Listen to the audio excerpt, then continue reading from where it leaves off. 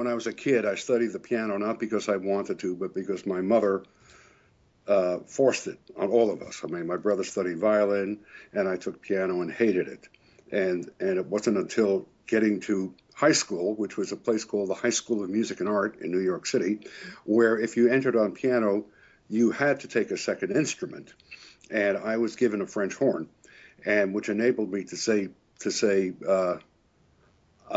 bye-bye to the piano, which I really hated studying the Bach preludes and struggling through Beethoven sonatas and all that, you know. So I took up the French horn and became a very good French horn player, and in fact was given a scholarship to Yale University School of Music to play the French horn. Unfortunately, I was only 16 years old when I went to college, which, being a kid from the Bronx in New York, all of a sudden thrust into the Ivy League, wasn't really a comfortable fit for me to begin with. So I kind of struggled through 4 years at Yale. But during that time, I suppose, well, actually, when I was still back in high school, the High School of Music and Art, okay, I was chosen to conduct on one of the High School of Music and Art. First of all, let me just explain, because it's all part of my career. It was an amazing place, and there are many people, many well-known musicians who have come out of the High School of Music and Art in New York. But as an elective, I took a course in conducting and did pretty well.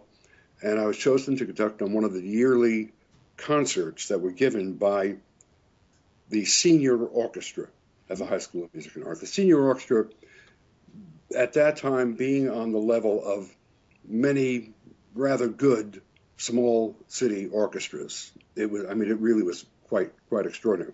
And I conducted on that concert. It was the overture to Der Fledermaus, right? Mm-hmm. Strauss. Okay. Yes. And as a matter of fact, on the same program, conducting the first movement was famous conductor who conducted the entire Beethoven Symphony series. The name will come to me anyway. Mm-hmm. So I started conducting, and when I got to Yale, because I was going to say hired, because I was admitted to Yale to play the French horn. That's what I did, and I played in the symphony orchestra. But at the same time, I got to meet a gentleman by the name of David Shire, mm-hmm. was a music major at Yale, and we became pretty good friends. And he had a writing partner, a librettist by the name of Richard Maltby, mm-hmm. and they wrote musicals at college, and they wrote a musical, and they needed a conductor, and they were going to hire the man who was the conductor of the Yale Glee Club. And I said, you don't want him, you want me. Mm-hmm. Let me do it, I can do that. So I did that, and then continued after graduation to come back to Yale to conduct a few more of their musicals. And at the same time, I started orchestrating some of them. I mean, as I was going through this process, learning about orchestration, learning about people, learning about theater, mm-hmm. Learning about colors in music, learning about music and dance, learning about music and lighting, and learning all these ancillary things that happen when a musician ensconces himself or herself in the theater.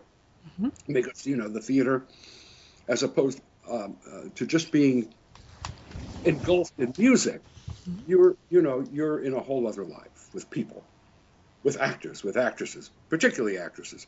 And it becomes part of your life. And this expanded my own sense of what I was going to do as a musician. Mm-hmm. First, I thought I was going to be a professional French horn player. Mm-hmm. And that all of a sudden began to change with being thrust into the theater. Mm-hmm. when I was back in New York, some years after graduation, a few different things happened. And by the way, not that they'll ever get finished, but I started working on my memoirs about it 6 months ago. And so far, there's about 1,000 pages, and I haven't even touched most of the stories. But I have found, and this is part of an explanation about my career, Mm-hmm. that I didn't do anything. Things happened. Mm-hmm. And I'm sure there were a lot of people in the music business, particularly, who might say the same thing. That because at Yale, for example, I had several close friends, including John Badham and Peter Hunt, who's a wonderful director, and Austin Pendleton, who's a wonderful actor and writer. Those influences, those connections, started to take root after Yale. Mm-hmm.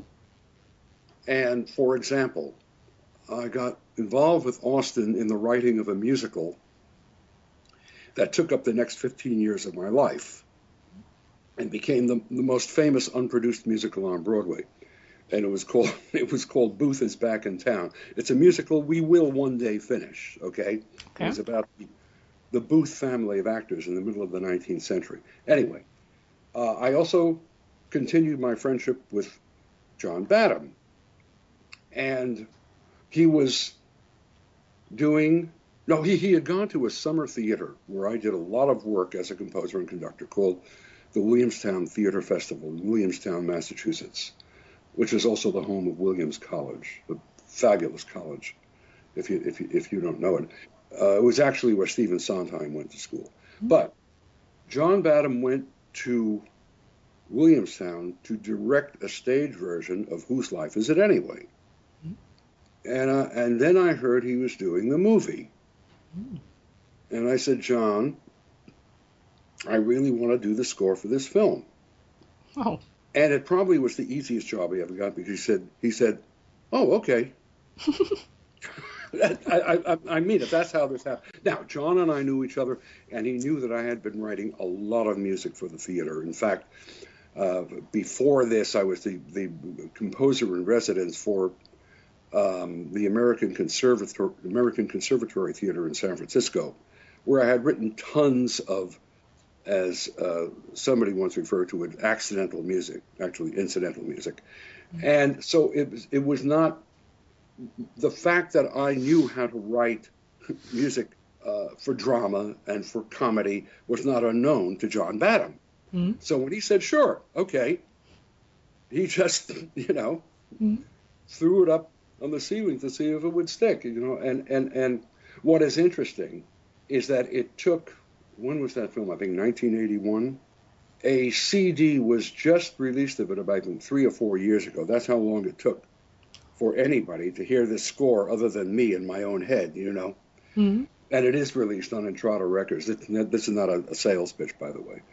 Before even that happened, my conducting career started to take some strides. I mean, David Shire and Richard Maltby were creating a musical supposedly for Broadway called How Do You Do, I Love You.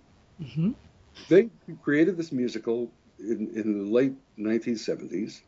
There were 2 things about that, 3 things actually. It was called How Do You Do, I Love You. The music was sort of the pop music of the day. Mm-hmm. And the 2 other important things, well, 3 important things actually. The show was choreographed by Michael Bennett, mm-hmm. who became the creator of A Chorus Line. Mm-hmm. Okay. The show was orchestrated by Jonathan Tunick, and he and I were in the same class in high school. And there was a 3rd thing. Yes, the star of the show was a lady by the name of Phyllis Newman, who was rather, pretty much a star during the 70s. Television, did some films. She was married to Adolph Green. Mm-hmm. Adolph Green, who was the partner of Betty Comden. They created some great musicals and musical films. Amongst them was On the Town. Now, this musical, How Do You Do I Love You? We were playing in theaters in the round across the Eastern Seaboard, which meant there was a theater in Gatlingsburg, Maryland. There was a theater outside of Baltimore. There was a theater outside of Philadelphia. All these musical, I don't know if you have them in Europe, but they are theaters in the round, quite large. They're tents. They're like musical tents, which are primarily for musicals. And every musical that has ever been on Broadway gets turned into sort of a show that eventually will play music tents. Mm-hmm. I think we have something in Germany, in Hamburg, for the Lion King. So very great tents, something. Yeah. So that's the kind of venues that this piece was playing in. So we'd gotten to close to New York. Our last stop was Westbury, Long Island, which is about, oh gosh, as well as I can remember, about 20, 30 miles out of Manhattan. The other thing that would happen, we were there for I think 2 weeks, that Adolph Green, being Phyllis the Star's husband, would come to every performance. All right? And because it's a theater in the round, the conductor didn't kind of just pop out from the pit. The conductor, because there was no pit with a basement or anything, the conductor would have to go through the audience, through an aisle, which I call a vomitory, go through the aisle, get to the center of the theater, sit down, and conduct. Now, Adolph Green would come up behind me every night before a performance and whistle some obscure piece of classical music. And the joke was that I was supposed to be really pissed off because now I'm going to be thinking about this, whatever this piece of music was, and he had a great musical intellect, by the way. So he would come up every night and whistle something in my ear before I'd go down to conduct the show. One night, he comes up behind me and he says, "Lenny's here tonight." And I freaked. I said, oh my God. I trundled down the aisle to the pit. And because the conductor, when you're sitting in your seat for theater in the round, you look across the stage and you see that side of the audience. So I look up and there's Leonard Bernstein staring me right in the face. Wow. And I said, oh, geez. Well, I conducted that show that night as if it was a Mahler symphony. And the musicians are even looking up, thinking, what's wrong with Arthur? What's the matter with him? Where is he going with this? And it was going nuts. The show ends, and I go back up the aisle, and all sweated in my tux and Adolph is there, and he says, come to Phyllis's dressing room, come meet Lenny. And oh my God. I walked. Now, remember, in New York City, at that time, Leonard Bernstein was, how should I put it? He was an idol. He was an icon. He was a god. He was what all of us understood about what it was to be a musician was encompassed in Leonard Bernstein. So I walk into this dressing room. He gets up from a chair, grabs my hand. He says, young man, you should be conducting Mahler. Wow. I looked at him and I said, I thought I was. And of course, the whole room burst into laughter. He sat with me for about 45 minutes and gave me not a lecture, but just we sat and talked about conducting and talked about the business and whatnot. And I left that room about 4 or 5 inches off the ground.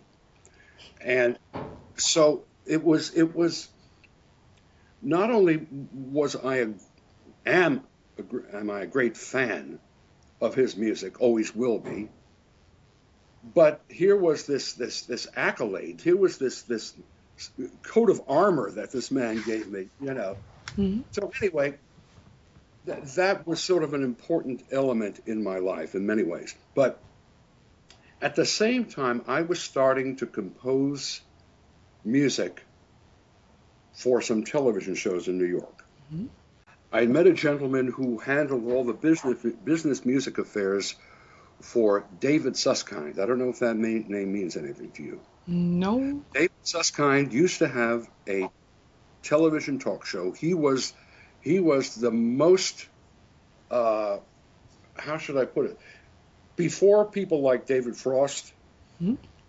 and any others, there was David Susskind, Mm-hmm. and he was on for quite some time. And he had a company called Talent Associates, and he used to produce productions for the Hallmark Hall of Fame. Okay, so I was brought in to write music for a production of a play by Arthur Miller called The Price. All right. Mm-hmm. And I wrote what turned out to be, there was no music throughout the show, but there was a whole opening theme and a closing theme. And the production was with George C. Scott and Colleen Durst and Barry Sullivan. So it was a, an important television production. So I wrote this, and from that point on, I began to write music for 3 or 4 more productions of the Hallmark Hall of Fame. Mm-hmm. And in doing that, I became friendly with the man who was sort of David Susskind's lieutenant, who handled everything. So he was sort of like a managing director, producer. His name is Alan Shane. And Alan Shane was producing a set of, what would I call them, holiday movies for television. Very, very wonderful group of holiday pictures. The first one of which was called A House Without a Christmas Tree, which starred Jason Robards and various other people. And so I was hired to write the music for this. And the next year they did another one about Easter. And then they did one about St. Valentine's Day. And like 4 or 5 of these holiday specials. They were hour-and-a-half movies on NBC. And I was composing music for all of these. Alan Shane then moved to California, where he became head of television for Warner Brothers. Okay? Okay? Oh. So, at the same time, I am in a separation from my then wife, and am offered the job of music director for the Los Angeles company of a chorus line. So I was sort of keeping my, I forgot to tell you before this, after the incident with Leonard Bernstein, I was hired to be the music director for Promises, which was Burt Bacharach. And I'm jumping around, I know, but this is how, as I said, things happened. I didn't do anything. And so I was hired particularly because of Jonathan Tunick influencing Burt Bacharach that I was the right person for this. And I was hired and was told by the most important producer on Broadway, David Merrick, that because I was a theater man, I had to keep control over what Burt Bacharach was doing, because he was not a theater man, he was a recording man. So I'm given this sort of, how should I put it, this mission to be in charge of Burt Bacharach, which was stupid, because Burt Bacharach was for many years the top of his career, of the recording business. And we had an incident. We were rehearsing one of the songs from Promises, and the song was called She Likes Basketball, which the dear Jerry Orbach sang. And it was a waltz, but it was a fast waltz. And I was in there conducting the waltz, in one. You don't go 1, 2, 3, 1. You don't conduct like that. 1, 2, 3, 1, because that'll slow down the orchestra. And Bert comes into the bit. God, I'm telling you all this stuff that I haven't told anybody. and he says, Arthur, you can't conduct that in 1. You got to conduct that in 3. And I said, Bert, please. The orchestra's not going to follow. It's going to be ragged. It's going to be sloppy. It's going to be heavy. Well, the next week I got my notice. a week before we opened in New York, we had already played Boston, Philadelphia, and we're in Washington, and I got my notice. I was fired because I gave some sass to Burt Bacharach. Okay.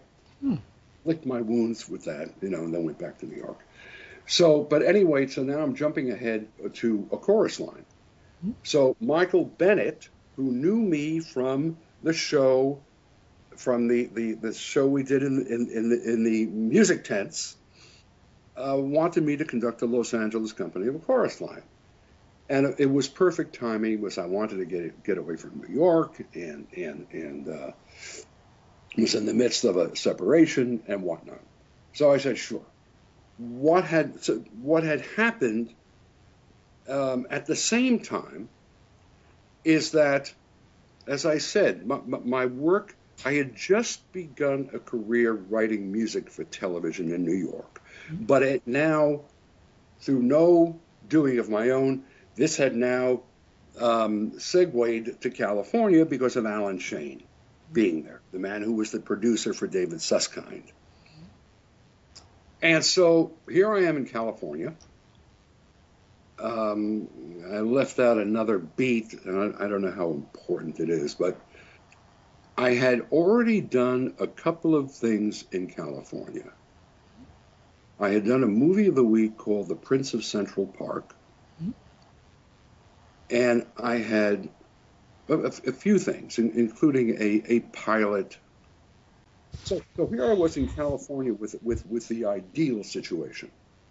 I had a job conducting every night, and I was starting to make sort of inroads into composing, and met a wonderful, wonderful agent, Carol Faith, and we hit it off, and she took me on, and I started getting a couple of jobs and quickly found that even though I thought that the ideal situation was not having to work until the evening to go to the theater, thus leaving me all that free time during the day to do nothing but compose, I found that it doesn't quite work that way.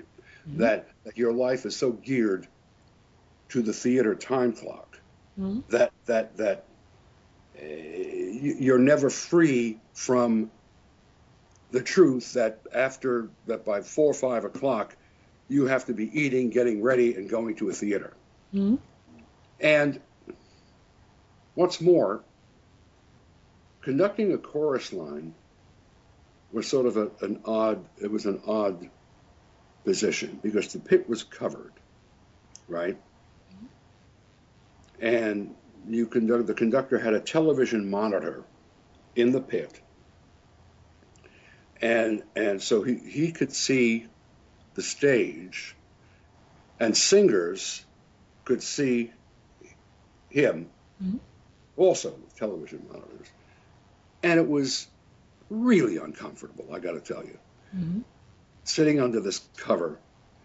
And there was a lady who was Marvin Hamlish's, what would you call her, I guess an amanuensis, who would travel around to all the companies that were currently running with a chorus line, because it had become an enormous, enormous hit at this point. Just making sure that all the music was right, And she came to Los Angeles, and we had already done about, some 400 performances of the show in Los Angeles. And she said, listen, Arthur, I have a new orchestration for what I did for Love. And I said, why? We've been, what's the problem with the one we've done 400 times? Well, Marvin wants it because it's the orchestration he's using in the London production, and he likes it. I said, okay. I said, but we got to rehearse it. I'm not going to just throw it in. It's fine. So we called a rehearsal with the orchestra, and Michael Bennett, who created the show, happened to be in Los Angeles at that point because he was casting understudies. And so we run through this new orchestration. What had happened is that it it was in a different key than the orchestration we're using. But not only that, it was, I think, a fourth higher in pitch than what we were using in Los Angeles. And so the instrumentation, the orchestration sounded strange because instruments were playing in not their most comfortable registers, and it just didn't work. In other words, they didn't rewrite the orchestration for the lady playing the role in Los Angeles. They took the orchestration in London and just transposed it up. Oh. So it didn't quite work. And I went to Michael Bennett, and we put it into the show that night. And I went to Michael Bennett afterwards, and I said, Michael, this orchestration is horrible. It really sucks. And he said, well, it's what Marvin wants. I said, well, okay, it just sounds terrible. So a week later, I'm in my dressing room, and there's an intercom. It says, Arthur, there's a phone call for you in the stage manager's office. I said, okay. I went up to the stage manager's office, and it was Marvin Hamish calling from London. Oh. And he says, Arthur, I understand you're not going to do the new orchestration. I said, no, Marvin, that's not true. He said, well, I was told, Fran told me you're not going to do it. Hmm? I said, no. I said, no, I didn't say I wasn't going to do it. I said, it sucks. Not that I wasn't going to do it. A week later, I was fired. Thank God I was fired after 400 performances, which meant essentially that now my life sort of began to take hold in Los Angeles. So this is a long way of getting around to that point. I did a couple of not terribly important television movies, and I did one feature. I actually, at this time, I did a picture in Italy that starred a lady who was sort of a petite sex bomb in the 80s, and I remember she was in the cast of, she was in a film called Butterfly. Somebody has to remember what I'm talking about. She was married to the man who owned one of the hotels in Las Vegas. Anyway, the fact that it was in Italy wasn't really that important. I'll think of it. In any case, it was around this time that the whole thing with John Badham happened. Mm-hmm. And I said I wanted to do Whose Life Is It Anyway? And he said, sure. So I did that, and I'm trying to remember. And shortly after that, I was approached by the producers of a new series called Scarecrow and Mrs. King. Mm-hmm. And they were directed to me by Alan Shane, who was the man with David Susskind, who then took over Warner Brothers TV. And this series, Scarecrow and Mrs. King, was kind of an ideal situation for me because, first of all, it kept me busy. Mm-hmm. And the format of the show, I don't know if you've ever seen any of the episodes, but it became quite famous here. It was with Kate Jackson and Bruce Boxleitner. Mm-hmm. Anyway, the format was that every week the show would have a different set of heavies, meaning the heavies one week might be Hungarian, they might be Russian, they might be French or Bolivian. So every week I was taking a theme, mm-hmm. a main theme, and sort of reworking it and distorting it and turning it upside down and inside out, but with a flavor that matched whatever the nationality was of the heavies, mm-hmm. okay? Oh. Which became sort of like a great sandbox for me to work in. Mm-hmm. But because I was classically trained, so to speak, and because my life began at the age of 4, when my mother would put on a station in New York, WQXR, classical station, so I would wake up every morning to classical music. So over my lifetime, my classical music bona fides were very good. So when presented with, say, an episode of Scarecrow and Mrs. King, where she is being drugged by some Russian spies, and she doesn't know it, but she's teeter-tottering on a parapet on the top of a building, I said, oh, this is like a Prokofiev ballet. So I knew the elements to use that I could draw upon from Prokofiev to make it very, very funny. And in fact, they did an episode that was shot in Munich where she is waiting for the Scarecrow underneath a famous clock in Munich. You might know the one I'm referring to. It's very famous. In any case, I started the opening music of this episode, and it sounded like a Brandenburg Concerto. Mm-hmm. Okay. And it was playing like a Brandenburg Concerto, and all of a sudden, the Scarecrow theme pops in, and the whole orchestra broke up. Because this is what I was doing, in every episode, finding ways to, inculcate this theme into wherever we were in the world. Mm-hmm. So this was great fun. It was great fun, and it kept me very, very busy. During that time, I was also doing a couple of more movies for John Badham. I think it was during this time that Stakeout came up. Oh, no. There's another story. I'm leaving out the fun part. So I had done Whose Life Is It Any? And I read, or my agent, Carol Faith, says, John Badham, your friend John, is doing a movie called Blue Thunder. And I said, oh, okay, well. So I called John. I said, John, what's up with Blue Thunder? He said, oh, Arthur, we want Tangerine Dream. Mm-hmm. Because as you know from the film, it's very techno, and it's all about, spying gizmos and all that. So they wanted that sound. Mm-hmm.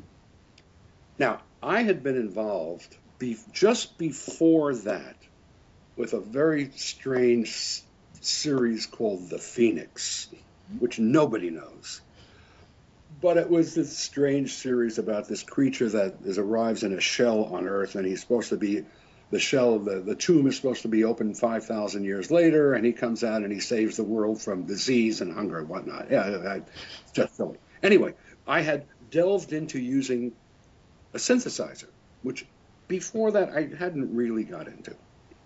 So when I hear that Badham, they want to use Tangerine Dream, and because, I'm a musician, I have a brain, I understand what the elements were that people were so taken with Tangerine Dream. And what they did incredibly well, obviously. But I understood what the elements were. So I said, John, I want to bring you a tape, just listen to it. And I had on this tape a bunch of things I put on from this show, The Phoenix, for which I had used synthesizer. Mm-hmm. And John calls me one day, Arthur, what is this shit? Oh. And I thought, oh my God, what's happened? He says, what is this crap you sent me? He said, what, did your daughter write this? I said, John. He said, well, you bought this big house and you have a mortgage to pay off. I guess we better hire you for Blue Thunder. That was John Badham's way of being humorous. Mm-hmm. So I said, okay. Thank you, John. Thank you. This is going to be great. This is going to be great. So I came to look at a cut of the film, and the editor, Frank Morris, who just, God bless him, just recently passed away, dear, dear man, and a wonderful editor, had temp-tracked the entire picture with a lot of different things. I mean, John Williams and Tangerine Dream and this and that. You know the whole purpose of temp tracking, I assume.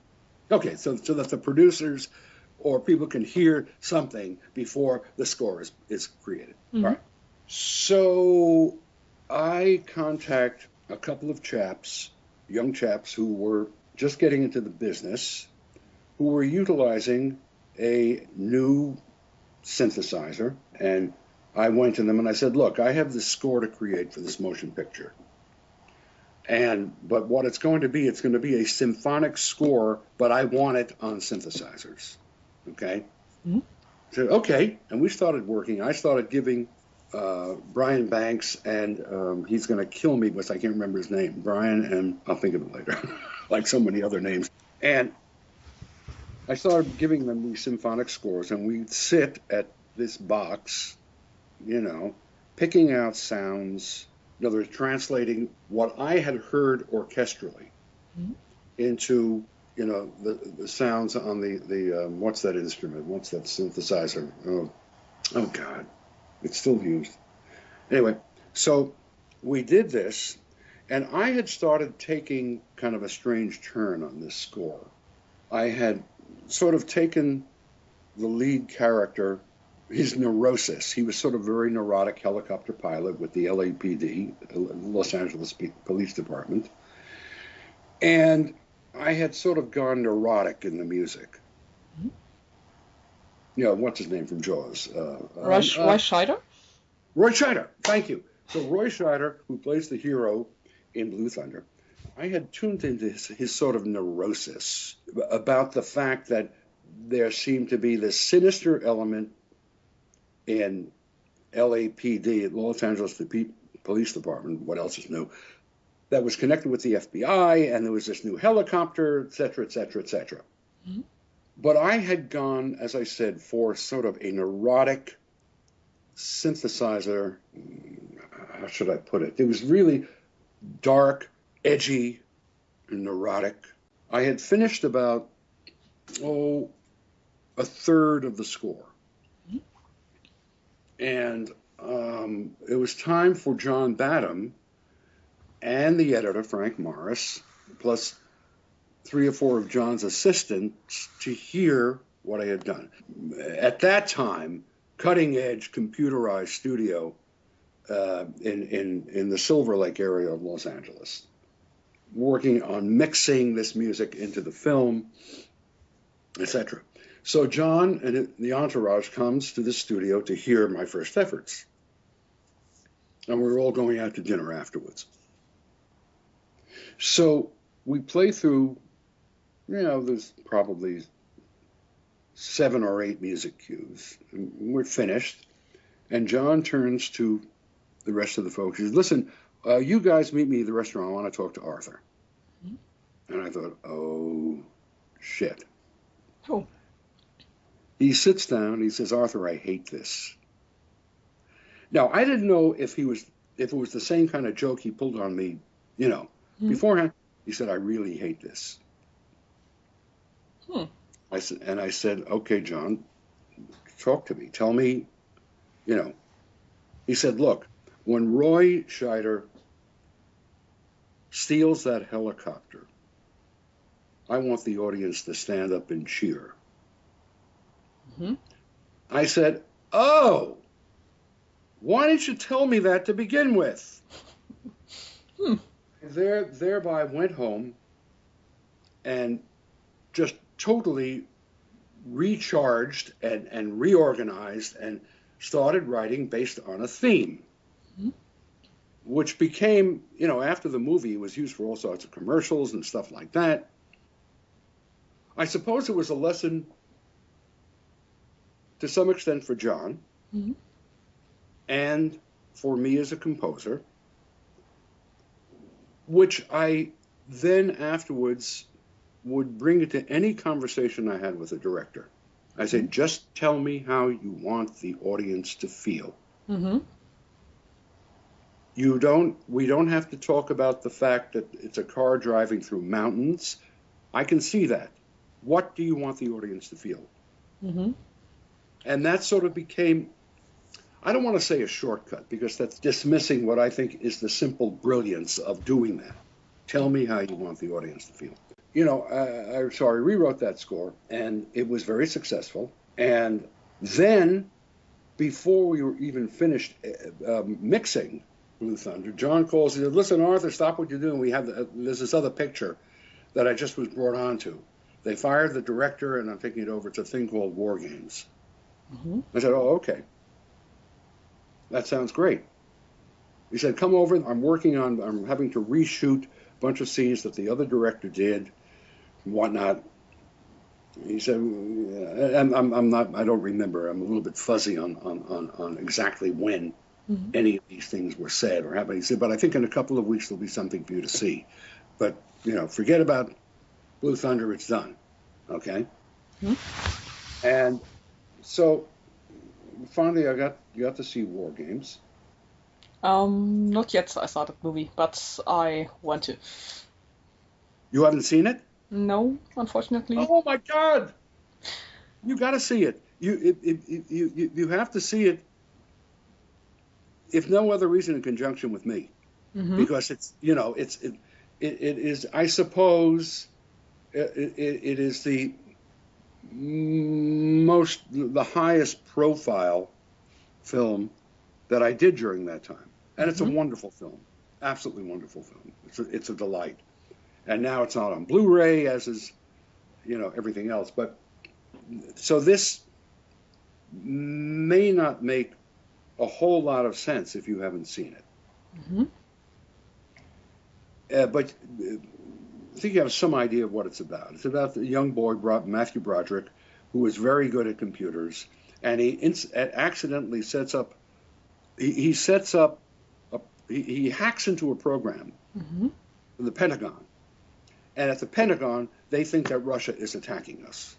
Ooh. Okay. And you got to see the movie.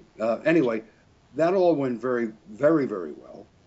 And so what was happening with me at that time was that I was enjoying moderate success as a composer and becoming known and getting my agent receiving a number of calls for my services. And at the same time, I think it was about at that same time that I won an Emmy for my music for Scarecrow and Mrs. King. Oh. So in Hollywood terms, and I was hot. Okay? Not in terms. I was just, busy, and I was glad that I was busy.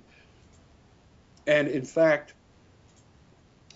my agent calls and says, listen, there's a man by the name of Cameron. He's a director, and he has a movie that he's doing that he'd love to show you. He and his partner would like to show you because they're interested in doing the score. And I said, well, okay. And I went over to an office, and Mr. Cameron and his partner had a film called Terminator, film called Terminator. And they said, let's watch it. I'd like you to watch it. I watched it, and they had Temtracked the entire film with Blue Thunder. So I was very, of course, I thought, oh, that's very flattering. At the same time, I had just about signed a contract to do the music for a film called Lost in America with Albert Brooks. And it was a film that I adored, and I adored Albert Brooks. And to me, it was, it was kind of exactly the kind of film that I wanted to do, because it was a comedy. And having just done two heavy, Blue Thunder and War Games and all that. So I watched Terminator, and I turned it down. Now, of course, one can extrapolate and look 20 years later and say, God damn it. What would have happened had I done Terminator? But one cannot look back, correct? One cannot look back, and we all make our choices for a reason. In any case, so I was quite busy doing motion pictures and a lot of good or bad television. It's all there were a few television productions that I was very, very pleased and very proud of and very fond of that I did. One, for example, was a remake of Inherit the Wind, the great play which starred Jason Robards and Kirk Douglas. I was very proud of that. There were some others. I don't want to try and go through them because there were so many of them but it was work. For me, it was all sort of a well-paying sandbox. I had done a film with John Badham called Nick of Time with Johnny Depp, which I believe may be my best score. which nobody's heard because the picture wasn't a great success. But and I'd done this, and at the same time, I was missing something. Mm-hmm. And what had happened is that Los Angeles, there was the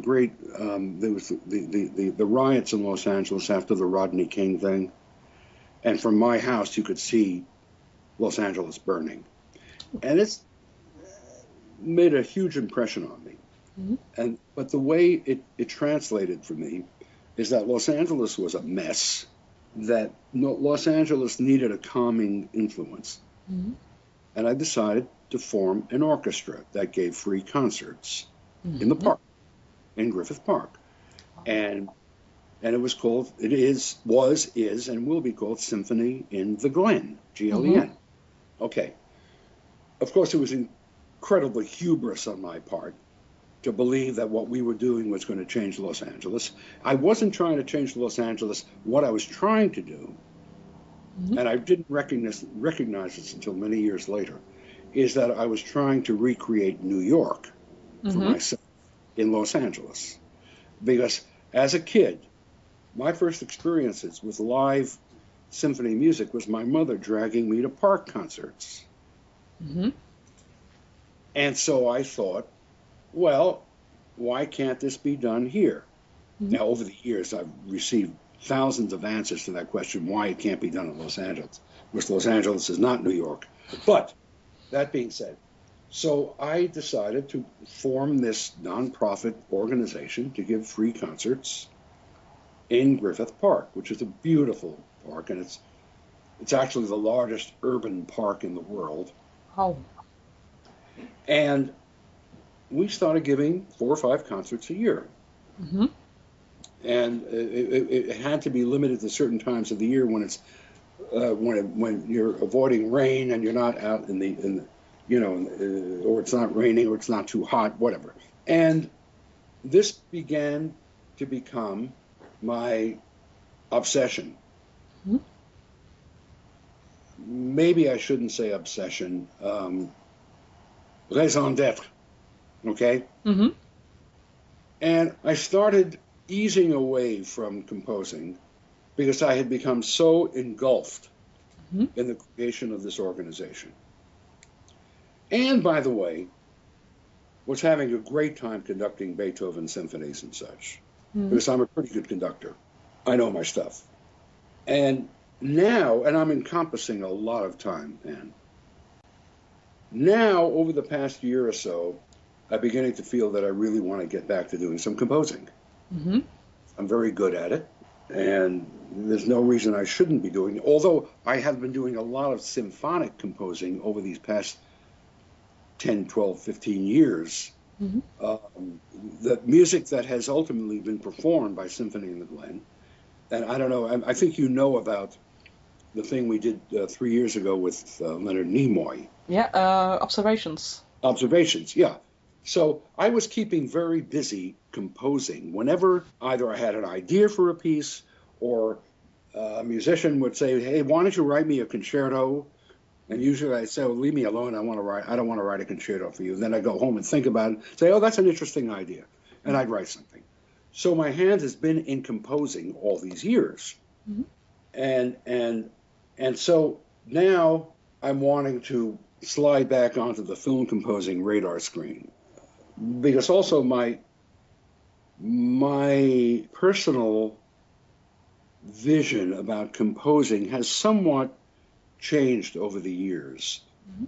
partially because of writing symphonic pieces and other things, and having been using the computer for 8-10 years in composition. It also sort of guides your thinking about what you're doing musically and all sorts of things. So that's sort of where I am right now. Mm-hmm. Any questions? About Observations, from whom comes the text that Leonard Nimoy recites? Oh, that was written by wonderful, wonderful man, Dr. Edwin Krupp, mm-hmm. who is the director of the Griffith Observatory, which is a wonderful observatory. He and I sort of collaborated. I had written the music, it was in the computer with all the proper sounds and whatnot. And I said, here's what I was thinking in this section, and this is what I sort of had in mind. He said, Arthur, go away, let me hear it and think about it. So he started thinking about it and came up with a whole scenario regarding Galileo, who was being memorialized, commemorated in this concert, it being the 400th anniversary of his inventions with the telescope. Mm-hmm. So yeah, and because Leonard Nimoy is one of the largest donors to the observatory, mm-hmm. and good friends with the observatory folk, we were fortunate that they were able to lasso him to do this. But we had a great time doing it. Mm-hmm. So the collaboration with Nimoy was great? I had thought that the reading should be more impassioned mm-hmm. than he saw it. But that's only because I'm the composer, right? Mm-hmm. But he did a wonderful job, but it was very sort of more didactic and more kind of straightforward than I thought it should be. But, I'm not the star he is. And he did a wonderful job. He's terrific, and we had a good time doing it. Most recently, we've been doing Halloween concerts at the Greek Theater in Los Angeles, which is a great place. It's one of the most beautiful outdoor venues in the country. And, all summer long they have, traveling acts, stars, and, singers and whatnot. But they reserve the last Sunday in October for Symphony and the Glen to do Eek at the Greek. Oh. And and they have been enormous fun. One of the things that I did the first year, having found out that there isn't that much great symphonic music that was actually written with Halloween in mind, mm-hmm. other than the Saint-Saëns' Danse Macabre, mm-hmm. and Mussorgsky's Night on Bald Mountain, and one or two others, and you can't keep repeating them every year. So I thought, my God, I'm going to have a problem if we're going to do this every year, as the Greek theater people said they wanted to do. They wanted to make it a yearly thing. I'm going to have a problem finding Halloween music. Mm-hmm. So, Arthur, you better write something. But there's a lot of horror movies you could use. Well, but you see, here's the thing: but it's if it's not in a context that a mixed audience of kids and families mm-hmm. and can attribute to horror, mm. it's just playing horror music, and who knows what horror music is? I mean, is that horror? I don't know. For some people, I don't know. Some people. So, but what I'm saying is, in trying to attract an audience that needs some kind of association with the music. Mm-hmm. So I happened to be reading Edgar Allan Poe's The Telltale Heart. Mm-hmm. And I said, here's an idea. So I wrote a symphonic setting of The Telltale Heart, and we have included it as part of the program every year. Mm-hmm. And it's very good, actually, if I say so myself. And this past year was really great, because this past Halloween, because dear old friend of mine from Yale is the actor Stacy Keach. Mm-hmm. And we were supposed to have, when I say supposed to, we were sort of halfway promised that James Spader would read it this year, but he got involved with this television series he's doing and whatnot. He's a friend of the managing director of the Greek Theater.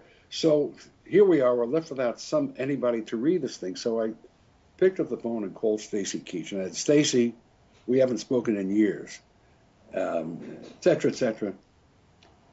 And he said, I'd love to do it. So anyway, Stacy Keach read The Telltale Heart, and he killed it. He just knocked it out of the ballpark. He was so phenomenal. Mm-hmm. So this is all, in terms of my composing, has sort of kept a pace with me, and observations was all part of it. I mean, I stopped composing motion picture music only because I wasn't doing that. Music I compose, many people say, sounds like a motion picture score for an unproduced motion picture, which sort of irks me a little bit, because I'd like to think that I have the ability to write music that stands on its own, which, equal amount of people think I do. Anyway,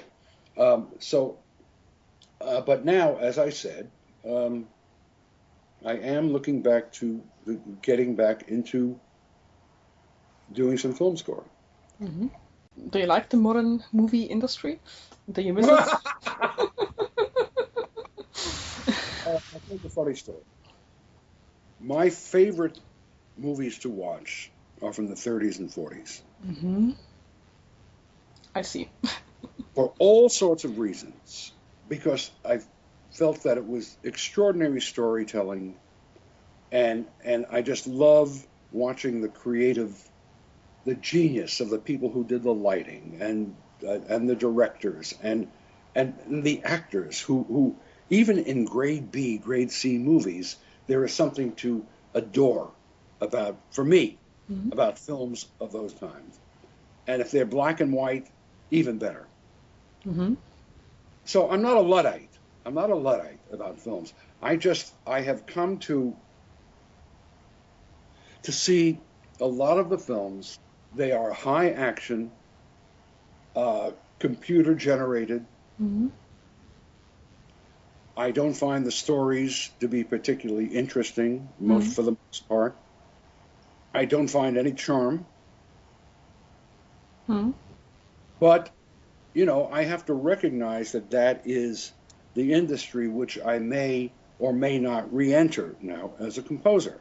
So I'm really circumventing really answering your question, because I don't really know what I think of the film industry today. I mean, every once in a while there's a film that pops up that I think is wonderful, and there's a couple of really good film composers out there now, and I think I can contribute something to the film industry as it is now.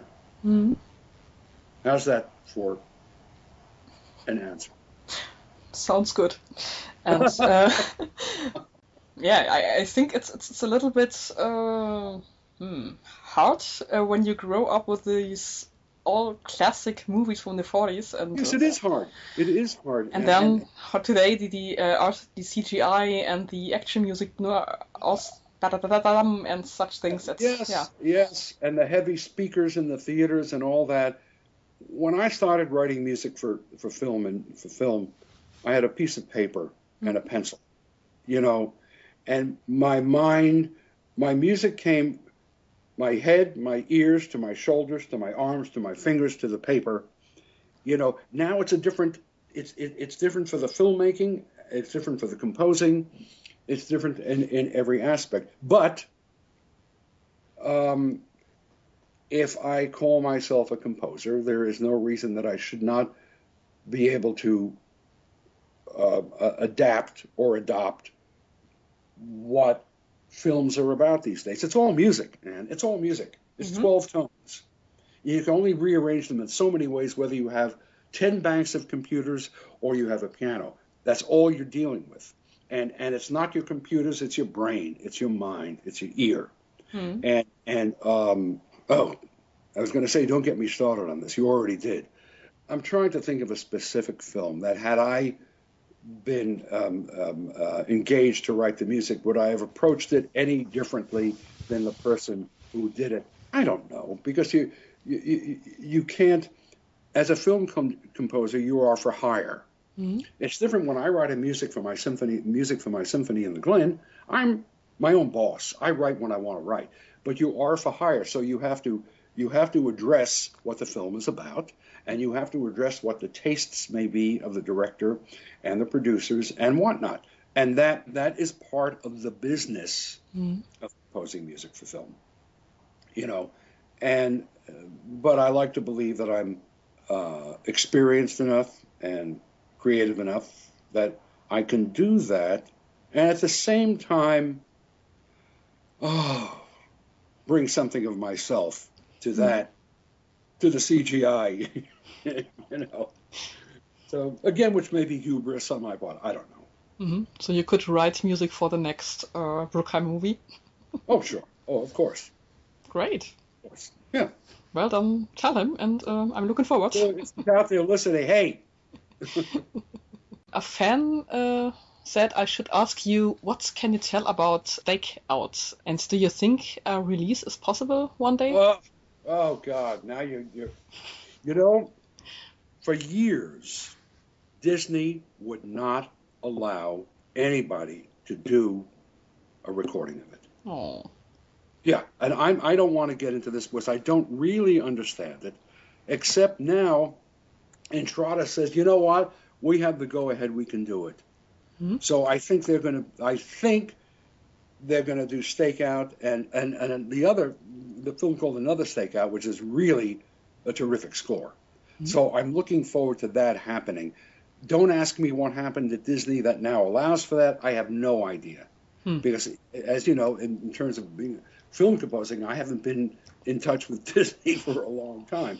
But apparently that can now be done. And believe me, when that happens, it will be all over Facebook. To the extent that I know how to use Facebook, it'll be all over Facebook and anywhere else, because they're good scores and they're wonderful films and they should be released, you know. And so that's the only answer that I can give to that question. And I appreciate the fact that I have some fans out there. So when you speak to this person, say thank you for being a fan of music, and as soon as it can be done, it will be done. I'll tell him. And another fan would know, what about Scarecrow and Mrs. King? About our they release? are out on DVDs. They are out on DVDs. Now, what's interesting is that I've been working with Inhalt Records. They want to do a double CD of the music from another series called The Wizard, which was a wonderful series that many people don't even know about because its star, who was a midget, David Rappaport, British man, who was in a film called Time Bandits. And he did this wonderful series where he was this inventor who created all these things to catch bad guys. It was a fabulous series. And Inhalt wants to do a CD of the music from this. So that's been in the works for over a year now. It's really my own laziness that hasn't propelled it further, faster. But I'm going to get on that, you know. But Stakeout will be happening. That will be. But Scarecrow and Mrs. King, and I just found this out recently, the DVDs are out for every season. And it was a great fun series. And as I said, it was my big sandbox, you know, as a composer. And another fan wants to know if there often is confusion between you and the pianist, Arthur Rubinstein. Oh God, this has followed me my entire life. And I address this to your fan. Yes, there has been this confusion. And in fact, when I was in my late teens, early 20s, and was in New York playing French horn professionally, playing for recording sessions and whatnot, I got hired to play for a jingle. Do you use that same expression for a commercial? A jingle? Yeah. To play for an orchestra that was doing a jingle. So I did this, and I went to the Musicians Union to pick up my check, which was supposed to be for $60 some odd or something at the time. And the lady behind the cage where the checks were being put out, she hands me two checks, and one of them is for $6,000 from RCA Victor, and it says Arthur Rubinstein. Now remember, in 1969, I think it was, he added the H to his first name, so it was no longer Arthur, it was Arthur. Mm-hmm. So she gives me this other check, and I said, I can't take this. This is not mine. To make a long story short, I was at the union the entire day then trying to straighten out why I couldn't take this check of Arthur Rubinstein's. And even when I was at Yale, his daughter, who was maybe, I don't know if she's still with us, was a photographer. She was married to a man, Bill Coffin, who was one of the early freedom riders in the 50s with the segregation thing issue in the United States. And anyway, they were at Yale. He was a minister at Yale, and she was there. And I used to get letters for Arthur Rubinstein. And I would just ship them over to Bill Coffin and his wife and say, this is yours. One time, funny story, actually. One time, I'm still, I was living out here in Los Angeles. I was over here, and the phone rings like 6 in the morning. And it's a dear, dear lady who was obviously from, I think she was from Texas or New Mexico, I don't remember where, but with a very heavy Texas kind of accent. Texas accent. Getting into politics now. And she starts explaining that she always takes her son, who's a young piano student, to hear me whenever I am in, I forget which town, maybe Houston or something. But she missed the concert this time. Now, I had never done this before, but this lady was so sweet. I started answering her like this, and I said, "Oh, I'm sorry. I don't know why I did this, but I was putting on what in my mind was Arthur Rubinstein's Polish accent to disappoint this lady." And we're having this conversation, and she says, "Well, I don't play piano, I play fiddle." And I said, "Oh, that's very nice, very nice." And she says, "But I don't play classical music, I play for country bake-offs." Now, I don't know if you know what a country bake-off is. They are country fairs with prizes for baking. Oh. Okay? And there's always musicians. So she plays fiddle, country fiddle. She says, yeah. And she says, and in fact, I've been on Johnny Carson's show a few times playing fiddle. I said, "Oh, very nice, very nice." And she says, "But we're going to be out there next year. I'm going to come visit you. I'm going to let you know I want to come visit you." And I thought for a moment, oh my God. I said, "Well, next year I'm going to be in Europe or here playing concerts." I said, "Oh gosh, well, we hope we'll catch you the next time you're in Houston or Amarillo, wherever it was." And I breathed a sigh of relief. And in fact, when I was at Yale, I was playing principal French horn in the New Haven Symphony, which was a pretty good, mid-sized American Symphony Orchestra. And Arthur Rubinstein came as soloist, and playing, I think, a Rachmaninoff concerto or something. And so we rehearsed with him, and then at the break, in the rehearsal, the manager of the orchestra thought, what a good idea. He brought me into Arthur Rubinstein into the dressing room, and he was sitting there with a towel around his neck and smoking a cigar. And he says, "Maestro, I'd like you to meet our principal French horn player. His name is Arthur Rubinstein." So he looks up, he looks at me, and he says, "Very nice." And back to his cigar. And if there had been a hole that I could have fallen into at the moment, I would have. So that was the one time I met him. So, and in fact, occasionally I get royalties for Anton Rubinstein. I'll see on my royalty report from BMI, Broadcast Music Inc., it'll say Spring Song, A. Rubinstein. Hasn't been much money. I haven't taken much money from the Anton Rubinstein estate, maybe $6.40 or something, But in fact, and it wasn't because of the name, but Arthur Rubinstein was my favorite pianist. Mm-hmm. I have an entire collection of his that I cherish. Mm-hmm. Wow. So you have that B in the middle of your name to make Yes. a difference? No, no, no, no, no, no, no, no, no. That was my middle name is Benjamin, Ah. which is actually kind of a nice name. I like the name. At one point, I thought of dropping the Arthur Mm-hmm. and going to Benjamin. Which I like the name. It's a very nice Yeah. Very Hebraic, you know. Mm-hmm.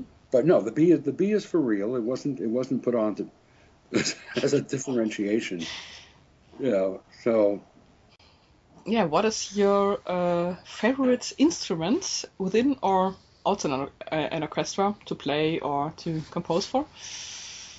oh God,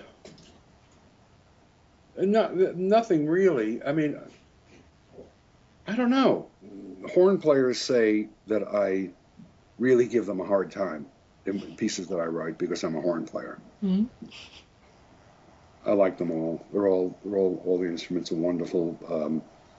I even like the violas. And some of your musicians friends, if they hear this, will get a giggle out of that.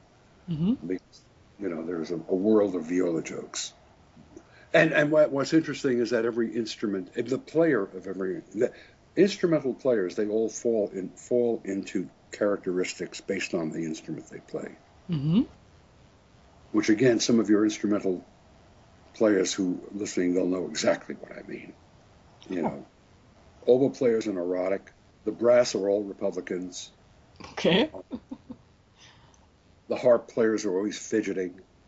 The women violinists are always talking about shoes, where to buy shoes. Oh, this goes back so many years now. When I was doing a series every week, and we had a core of players Mm-hmm. that were hired for 4, 5, 6 years, and I always noticed that before we started another music cue, they'd really be talking, and I said, "Come on, please, be quiet, be quiet." And one day the engineer said, "Arthur, do you want to hear what they're all talking about?" He said, "Let me plug you in." I said, "Sure." And a few delays are talking about shoe stores and shoe sales. So,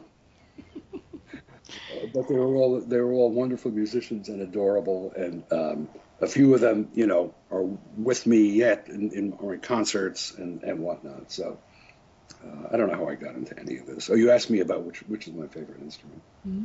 They're all my favorites. The orchestra is my favorite. Great. Yeah, what do you think? Is composing music an art or a craft? Oh dear. Do you mean composing for film? In general. So, Yeah, but it's different. It's different. mm, I think it's all craft, no matter what you're composing for. mm, There are, I mean, you first you have to accept the fact that up until there was motion picture, mm, composers, if they were not writing sonatas or quartets or symphonies, mm, they were writing for another medium, which is opera. So once you're writing for a medium that is in addition to simply composing, you're having to adapt and adopt the craft of that medium too into what you do. So I suppose if I wanted to give a really sly answer, I would say that it becomes craft when you're placed in a situation wherein the music is part of a whole that contains other crafts. mm, In other words, is stage lighting an art? It is artistic, but it's a craft. mm, Is stage directing is not an art, it's a craft. So at that point, music, I think, by definition, becomes a craft into which an individual can put their own, I guess, artistry mm. into that craft. Great. Did I get by that one? Mm-hmm. No, I think it's true, and I never had to answer that question. Um, um, but once you're in a situation where you are in a work that is constructed by many crafts, Mm-hmm. as is opera, theater, or motion picture, you become part of that family of craftsmen. Mm-hmm. Sounds good. Yeah, what do you think is the best thing about composing? Nothing. Oh. It's hard work. What is the best thing about composing? There was a time that the best thing about composing is that it gave me a very decent living, Mm-hmm.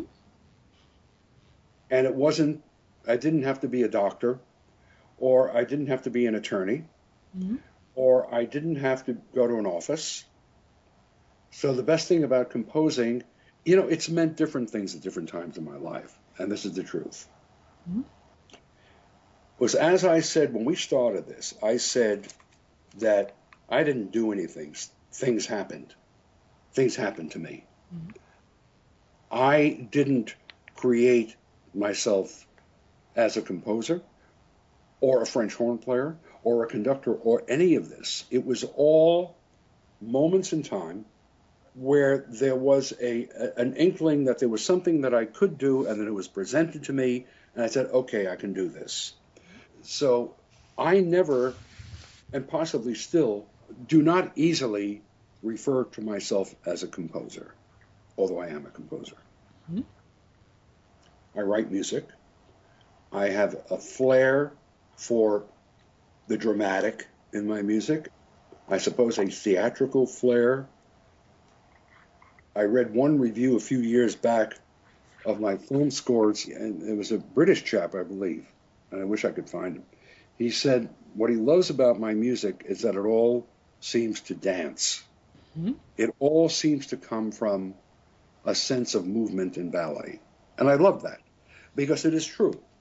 It's very true. And I think that probably is closest to a sense of who I am. I know that when I'm working with Symphony in the Glen and we're doing one piece or another, and I will call out to the strings, I'll say, let it dance.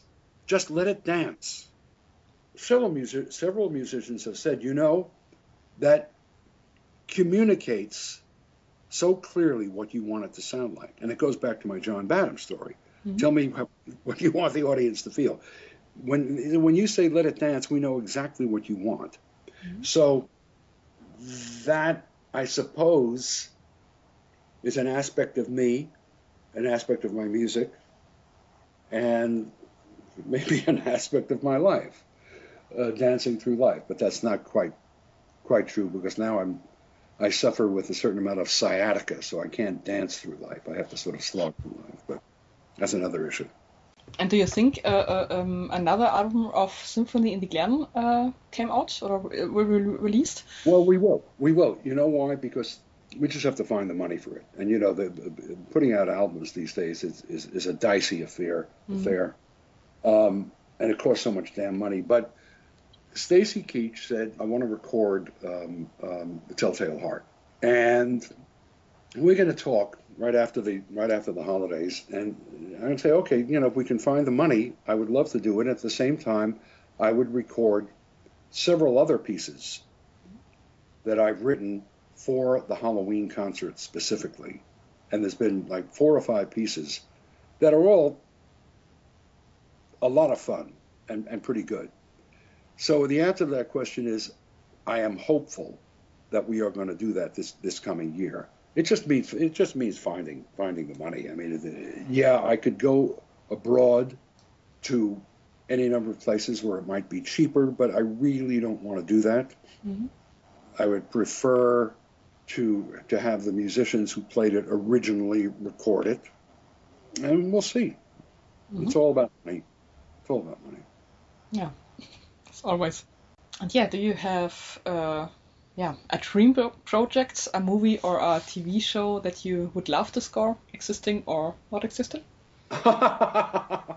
Every one of them. No, mm-hmm. That's so interesting.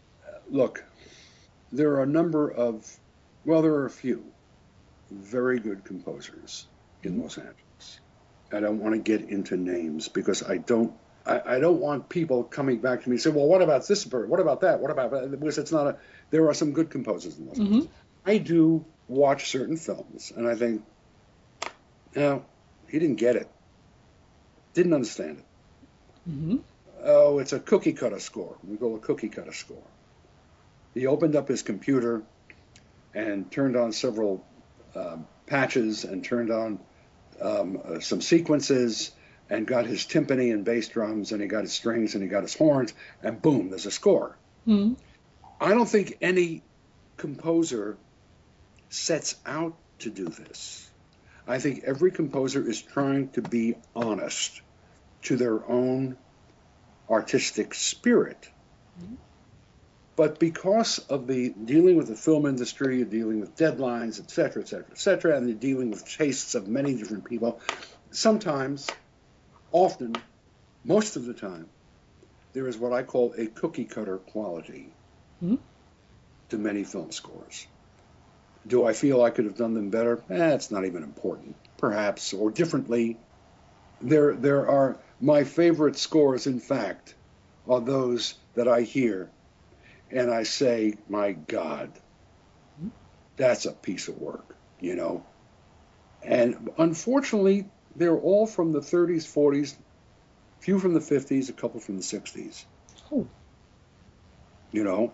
And I mean, every time I hear or watch, for example, The Ghost and Mrs. Muir, Mm-hmm. with that extraordinary score from Bernard Herrmann, Mm-hmm. and I say, that son of a bitch, he really knew how to do that. He really did it. He really did it. You know, or you hear, oh, particularly Franz Waxman, Mm-hmm. and you hear almost anything he did. And I just sit there in awe. And so, are there films I would have liked to do? I don't know. I suppose it's. And what's going to happen in the future? I don't know. I don't know. I mean, it may be that and I'm being very honest here. The industry might say, you know what, you're from the past. You're too old. Oh. Well, I think that's bullshit. I think that's bullshit. But you know, that could happen. That can happen. You Mm-hmm. know, there's a thing about au courant, Mm-hmm. and even though my music is very much au courant, my presence in the industry is not au courant. So I have to, you know, do some work to make that so. Mm-hmm. But I will. What are your next projects? Well, that's interesting. This past year at our Halloween concert, I was looking for material because, as I said, sometimes it's very hard to find music for a Halloween concert that's going to be accessible to all kinds of to a mixed audience. Mm-hmm.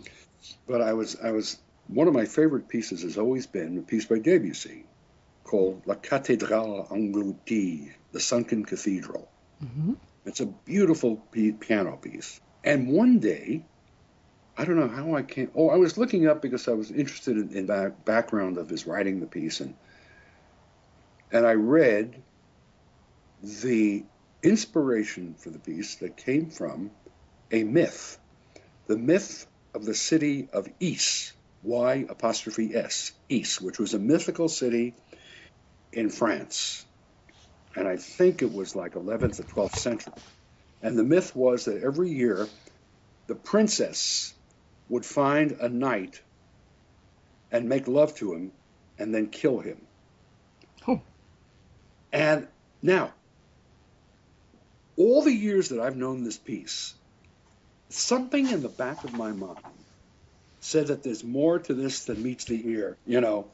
And I started reading the story of the myth of Is, which made it acceptable as a piece to include on a Halloween concert.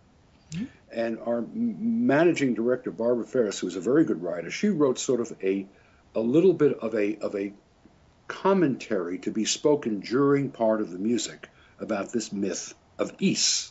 Mm-hmm. And in fact, as I said, the place was called Y''S, Is. There was a saying that that a place would reach the heights of is, and in French it was par is. Mm-hmm. Guess what?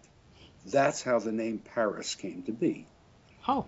It was associated with the city of Is, and what an incredibly splendid city it was. That every year would sink under the water, which the gods, I guess, would punish the princess for having killed every knight that came to her bedchamber, and after they did their thing, the floodgates would open, the city would drown. Anyway, I'm really taken by this myth of Is, so I may write a piece called The Myth of Is for orchestra and maybe even chorus. And so that I may do. There's a couple of other things that I want to write, and who knows? That's the other thing about my life. My life used to be all on assignment. Mm-hmm. All on assignment and all on schedule. I don't have that. In a way, I miss it because it gets me up, I used to be up downstairs in my studio at 6 a.m. every morning starting to write because I had a deadline. That doesn't happen anymore. So in a way, I sort of would like that for a while anyhow, I sort of miss that. Mm-hmm. But there was something else that there's a music that I'm trying to get off the ground that I'm enamored of. Mm-hmm. And it's a question of getting the okay, the rights to do it. I'll find something. Mm-hmm. I'll find something to do. I always do. When I sit around twiddling my thumbs long enough, it gets me pissed off, and I go downstairs and I start writing something. That's how it happens. Mm-hmm. Always have to do something? Yes. Oh, absolutely. Great. I can go for a few weeks and lay back and watch movies and cook and do stuff like that. And then after a while, I just start getting very edgy and need to do something, Oh, there is another piece. One of my obsessions has become the fact that I wrote a piece for chorus and chamber orchestra a couple of years ago. With a libretto from a friend in New York called Canticles of a Christmastide. And it is, I think it's my best music. But I have not been able to garner the forces to get it put on. It means a chorus and instruments.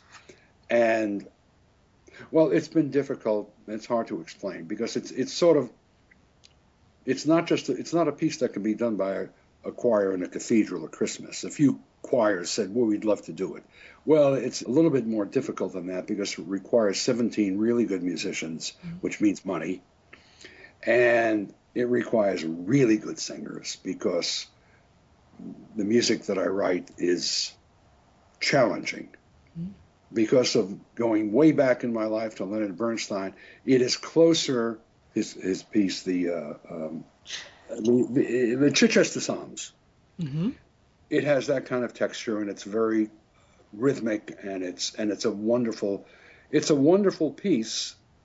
And I have been going nuts trying to figure out how to find either a university or some group that and then get a little bit of a grant to do it, because it one day it will be done, and we'll talk on Skype, and you'll say, "My God, I heard your Canticles for a Christmastide. It's wonderful."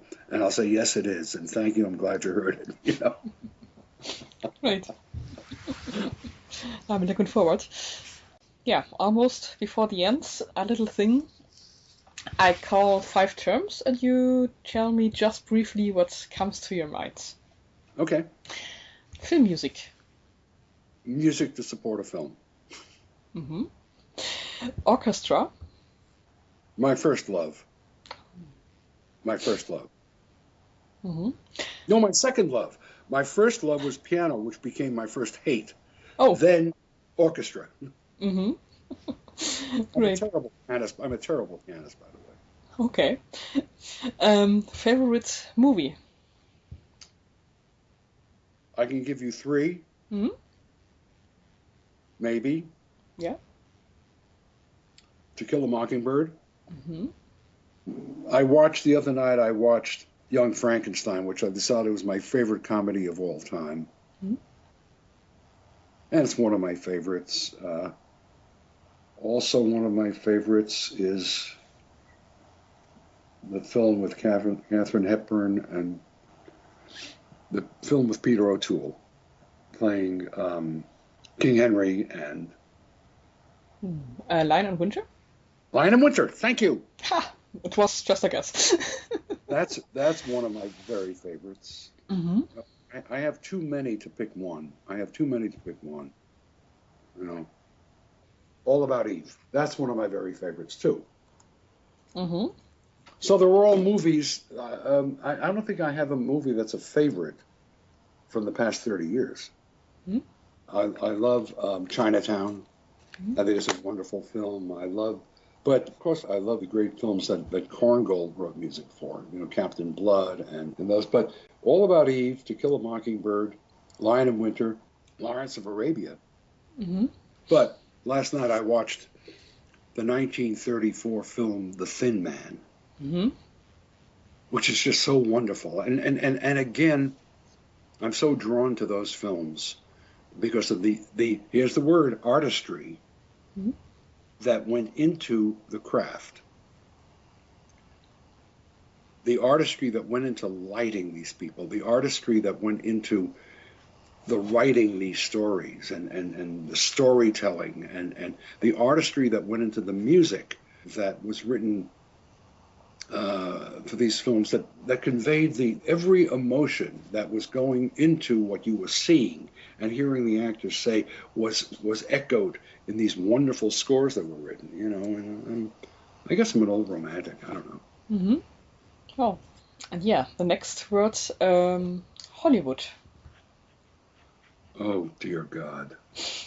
You know what Mel Brooks said about Hollywood, about Los Angeles? Mm-hmm. He said, oh, Los Angeles is just like New York, only without Manhattan. So, you know, it's where I live. I have a lovely home in Los Angeles, and I have the things that keep me busy here. And it's Los Angeles is a strange place. It's a strange place, and to a certain degree, because I have this home that's up in the hills, and I have a pool, and I'm amongst the trees, and I look out and see the entire city and the Pacific Ocean when I look across, you know, out across my windows on my deck. To a certain degree, I feel like I'm still on vacation. Mm-hmm. Which is my initial feeling when I came to Los Angeles to work. I said, God, this is like a vacation. Mm-hmm. The weather, you know, and my friend Joe sends me pictures of Columbus Circle with the snow and the ice and the sleet. And there's a part of me that says, God, I want to be there. That's where I want to be. So it's hard for me to talk about Hollywood or Los Angeles. Mm-hmm. For me, so much in Los Angeles is makeshift. Mm-hmm. Everything is permanent. Everything is makeshift. Everything is being improved upon. Everything is changing, you know, so it's fine. It's Mm-hmm. fine. I can't think of where else I would live. I wouldn't want to live in New York now mainly because I could not afford to have anything like that which I have in Los Angeles, to be honest. And the last, end of work or spare time. Oh, spare time. Mm-hmm. Well, the way I love to spend my spare time, I haven't been able to for the past couple of years because of our Halloween concerts, and the way I love to spend it is fishing. Mm-hmm. But it's very specific to a specific place called Martha's Vineyard. Mm-hmm. Martha's Vineyard is a little island off the coast of Massachusetts. It takes about an hour to take a steamer from a southern tip of Massachusetts to this island. And if I had my choice of places that I could spend the rest of my life, it would be Martha's Vineyard. Mm-hmm. And there is nothing that I enjoy more than walking out onto the beach with my rod and reel and some bait, mm-hmm. and a chair and a book and a bottle of wine and sitting and waiting for the fish to bite. Mm-hmm. That's how active I am when I fish. No, I love fishing. I love fishing, reading. Oh, I just had the experience of reading, actually reading a Stephen King novel, which I never had before. Mm-hmm. I read The Shining. Oh. He's a wonderful writer. I didn't realize what a good writer Mm-hmm. he was. Aside from being a popular writer, he's a very good writer. You know, in my spare time, and this is the truth, my mind is always going on what I'm going to do next. Mm-hmm. So it is probably true to say that I never give myself spare time in which I do nothing but relax. Mm-hmm. Because my mind is a killer, because it's always revolving around something. Mm-hmm. So you relax when you sleep. Oh, I don't sleep. Oh. Because my mind is awake all the time. Oh. Okay. My mind is always on something. Mm-hmm. So my sleep is not as long and healthful and restful probably as it should be, but that's the way I've been all my life. Mm-hmm. Oh. How about you? Hmm? How do you relax? Yeah, sleeping. I love sleeping. I think I have it from my mother. 8 hours or something, no problem. Really? Yeah. Oh, I envy you. I envy you. Oh. You know what it is? I can't turn it off. I can't turn it off. Mm-hmm. And I can sleep, in any place. When I travel by train or in the bus or car, Oh God, just sit down and you're very lucky. You're very lucky. yeah. I wish I could do that. What kind of music? What kind of now we're turning the tables. Now I'm going to interview you for the next 2 hours. Oh God. I have a date. No, just kidding. You have an appointment. Yeah. Very spontaneous. I love film music. The modern and a little bit, the old. So, for me it's old from the 80s I'm started to listen to Goldsmith and Oh, the best. oh yeah, and so I listened The to best. Logan's Run and such his early Yeah, things. he was, as we say here, the real deal. Mm-hmm. And he was really a composer who composed a lot of great music for film, but he was a composer. He was the real deal. And a dear man. He was wonderfully arrogant, and he had every reason to be because he was so good. Mm-hmm. My favorite score of his is for that film called Coma. Oh, yeah. I know that. Score. Great score. And my favorite, I think we've gone through this before, but my favorite score of John Williams Mm-hmm. is The Witches of Eastwick. Mm-hmm. And by the way, every year at our Halloween concerts, we end the concert with the Devil's Dance from the Witches of Eastwick. That's how we end every concert. Yeah. Mm-hmm. Great. And it's great. Great piece. Oh yeah. They're both great. They're both great composers. They're both terrific composers. Mm-hmm. And anyhow. And thank you for your time the last 2 hours. It was a lot of fun. Okay, we'll be in touch and we'll talk soon. Okay, bye. Bye.